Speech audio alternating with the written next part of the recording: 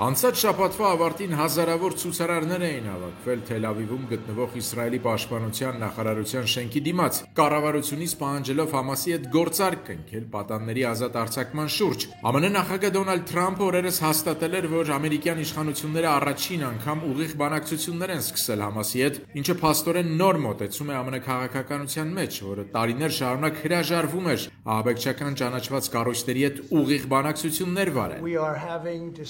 Մենք քննարկումներ ենք անցկացնում Համասի հետ, օգնում ենք Իսրայելին այդ քննարկումներում, քանի որ խոսքը իսրայելցի պատանների մասին է,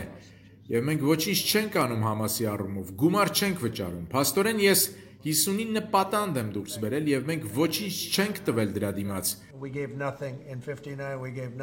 Կիրակի պատանների հարազատներն ու Համասի հետ գործարքի միջոցով նրանց ազատ արձակման կողմնակիցները Իսրայելի պաշտպանության նախարարության շենքի մոտ էին, պահանջելով տուն վերադարձնել ամիսներով պաղեստինյան թաքստոցներում ճաղերի հետևում գտնվող մարդկանց։ Կան տասնյակ մարդիկ, ովքեր մեզ հետ են, ասելու կառավարությանը, թե մի մտեք Գազա այլևս, դադարեցրեք այդ պատերազմը եւ բոլոր պատաններին վերադարձրեք տուն։ Եվ այսպես պատանների հարցերով նախագահ Դոնալդ Թրամփի վարչակազմի բանագնացը օրերս հանդիպել է Համասի ներկայացուցիչների հետ։ Կարծում եմ շաբաթների ընթացքում կարելի է համաձայնության հասնել։ Կասեմ, որ ես հավատում եմ, թե հնարավոր է գործարք կնքել հիմք ընդունելով Համասի ու Իսրայելի ուզածը։ Կարծում եմ հնարավոր է մի գործարք, որի արդյունքում կարելի է ազատ արձակել բոլոր բանտարկյալներին եւ ոչ միայն ամերիկացիներին։